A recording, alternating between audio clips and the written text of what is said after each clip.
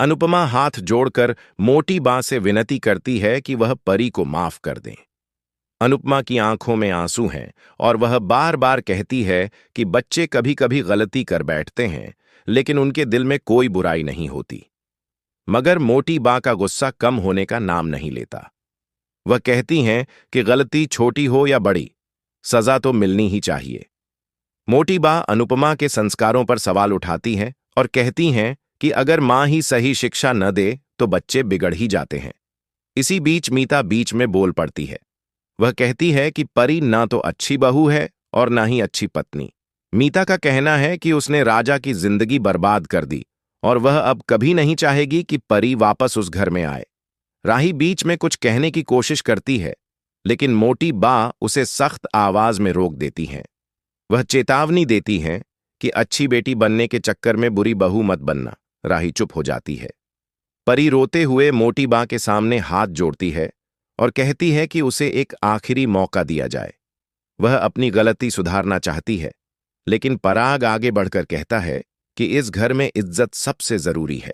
अगर इज्जत चली जाए तो कुछ नहीं बचता। मीता साफ मना कर देती है और कहती है कि परी अब इस घर में कभी नहीं लौटेगी। टूटी हुई परी वहां से चली जाती है। उसकी आंखों में आंसू और दिल में हजारों सवाल हैं। इसके बाद अनुपमा पूरे कोठारी परिवार के सामने खड़ी होती है और कहती है कि इस मसले को शांति से सुलझाना चाहिए, गुस्से में नहीं।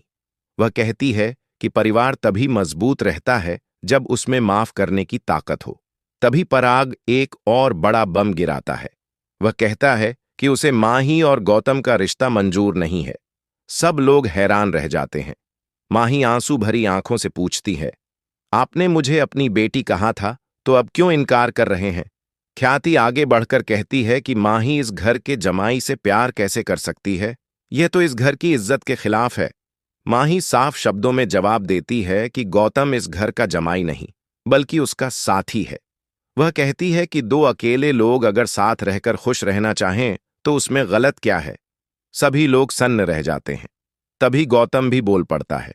वह कहता है कि उसने अतीत में बहुत गलतियां की हैं। वह प्रार्थना का गुनाहगार था, लेकिन अब वह बदल चुका है।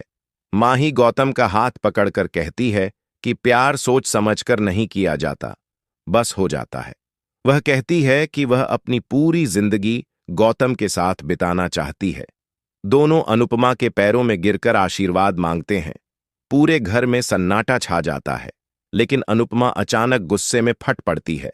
वह माही को याद दिलाती है कि गौतम वही व्यक्ति है जिसने अंश को मारा था, अन्नू की रसोई जलाई थी और डांस फाइनल के वक्त उसे कमरे में बंद किया था। माही रोते हुए कहती है कि उसे अब भाषण नहीं बल्कि आशीर्वाद चाहिए।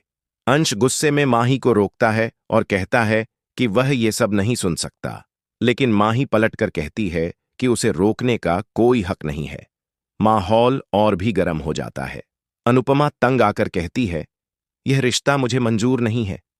लेकिन माही इमोशनल होकर कहती है कि अगर उसे उसका प्यार नहीं मिला तो वह जी नहीं पाएगी। अनुपमा का गुस्सा और बढ़ जाता है। वह कहती है कि अगर ज्यादा नाटक किया तो थप्पड़ पड़ेगा। पूरा घर चुप हो जाता है। अनुपमा फिर कहती है कि माही कोठारी परिवार से पूछे, क्योंकि उनका आशीर्वाद ज्यादा जरूरी है। सबकी नजरें मोटी बा की तरफ मुड़ती हैं। कुछ पल का सन्नाटा छा जाता है। तभी मोटी बा अचानक कहती हैं, हमें यह रिश्ता मंजूर है। सब लोग दंग रह जाते हैं। मोटी बा के इस फैसले से सबके चेहरे पर हैरानी के भाव हैं। अनुपमा कुछ बोल नहीं पाती। माही और गौतम के चेहरे पर राहत की झलक आती है, लेकिन मोटी बा के मन में कुछ और ही चल रहा होता है। वह सोचती हैं कि इस रिश्ते से उन्हें अपना बिजनेस संभालने में फायदा होगा। वह मन ही मन मुस्कुरा देती हैं, लेकिन तुरंत शर्त रखती हैं कि इस शादी में परी और ईशानी शामिल नहीं होंगी। सब चौंक जाते हैं। एपिसोड के अंत में दिखाया जाता है कि गौतम अकेले बैठा सोच रहा होता है। उसके चेहरे पर एक शातिर मुस्कान होती है। वह मन ही मन कहता है कि अब वक्त आ गया है कोठारी और शाह परिवार से बदला लेने का। वह सोचता है कि अब वह माही का हिस्सा अपने नाम करेगा और सबको उनकी औकात दिखाएगा। दूसरी ओर अनुपमा भगवान के सामने खड़ी होकर प्रार्थना करती है। वह कहती है, हे प्रभु, मेरी बेटियों की जिंदगी में सब कुछ ठीक कर दो, उन्हें सुख और सम्मान दो।